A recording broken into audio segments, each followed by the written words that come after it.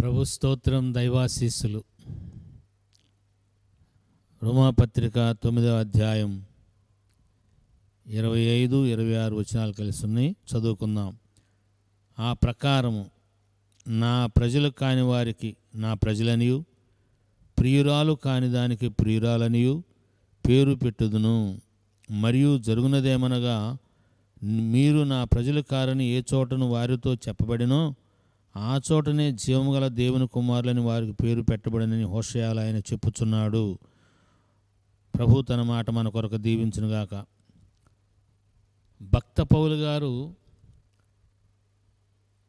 పాత నిబంధన ప్రవచనాలు కానీ లేఖనాలు కానీ అర్థమవునట్లుగా ఆయన తర్వాత మనం పుట్టినందుకు మనం ధన్యులమే. ఆయనకంటే ముందు పుట్టుంటే ఏమయ్యేదో తెలిసేది కాదు, కానీ ఆయన తర్వాత పుట్టడం వల్ల మనం ధన్యులుగా దేవుడు ఆయన కృపను మన ఎళ్ళ కనపరిచాడు. దేవుని పిల్లలారా, హోషేయలో చెప్పబడిన మాట ప్రియురాలు, ప్రియురాలు, ఇది సంఘం మొత్తానికి సంబంధించిన మాట. ఒకే పదం, ప్రియురాలు. నా ప్రియురాలు కాని దానికి ప్రియురాలనియు, నా ప్రజలు కాని వారికి నా ప్రజలనియు పేరు పెట్టుదునని సర్వాధికారి అయిన దేవుడు మాట్లాడుతున్నాడు. ఆయన పేరు పెట్టినప్పుడు అది కాదంటానికి మనం ఎవరమే? అవుననే అనాలి. దేవుని పిల్లలారా, సత్య సంబంధి అయిన ప్రతివాడు నా మాట వినును అనే మాట మనం ఎప్పుడైతే దేవుడు చెప్పిన దాన్ని చెప్పినట్లుగా ఒప్పుకుంటామో అప్పుడు దేవుని ఆత్మ మనలో సమృద్ధి అయిన సమాధానం, బలము, శక్తి ఇస్తారు. ప్రభువారు ఈ లోకంలో ఎవరిని ఏర్పరచుకొని బలపరిచి వాడుకుంటున్నారో వారిని మనం గౌరవించాలి. అది ఏ సహవాసమైనా, అది ఏ దేశమైనా. ప్రపంచంలో ప్రఖ్యాతిగాంచిన దైవజనులుగా సువార్త చెప్పడానికి బిల్లీ గ్రహం గారు సుమారుగా 22 కోట్ల మందికి ఆయన సువార్త చెప్పాడని, 23 కోట్ల మందికి ఒక అంచనా. అంతమందికి సువార్త చెప్పిన వాళ్ళు సువార్థికులు ఎవరు లేరు. ఆయన పాస్టర్ గారు కాదు, ఆయన ఒక సంఘంలో సువార్థికుడు. అంతమందికి సువార్త చెప్పారు.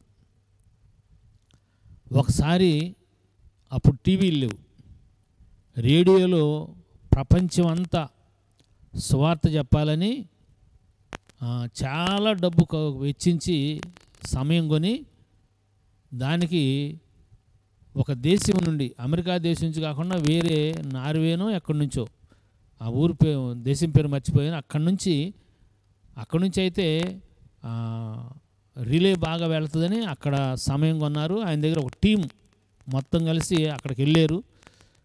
జస్ట్ అది 12 నిమిషాలు 15 నిమిషాలు మొత్తం అక్కడ ఏర్పాటు జరిగితే సక్సెస్ఫుల్గా స్వార్థ ప్రకటించబడింది. ఆ టీం అంతా వస్తే ఒక ఆయన రాలా. ఏది మన ఫలానా వ్యక్తి డేవిడ్ డేడని వాళ్ళు చూస్తే ఆయన కరెంటు సంబంధించి కరెంటు రావటం పోవటం అవేమి లేకుండా జాగ్రత్త చూసుకునే ఆ కోణంలో పనిచేస్తున్నాడు. అయితే ఈ రేడియో మాట్లాడుచుండగా బిల్లీ గ్రహం గారు కరెంటు పోయింది. కరెంటు పోతే ఆయన ఏం చేశారంటే ఏదో వైర్ ప్రాబ్లం వల్ల అది కట్ అవుతుంటే 2 వైర్లు ఆయనే పట్టుకుంటే ఆయనలోంచి కరెంటు ప్రవహించింది. ప్రోగ్రాం ఆగిపోవాలా, ఆయన చచ్చిపోయాడు.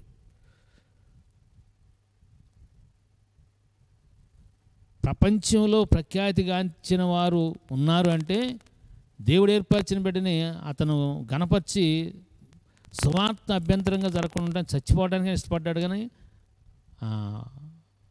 ప్రోగ్రాం ఆగనివ్వాల. ఆ దినం కొన్ని కోట్ల మంది సువార్త విన్నారంట.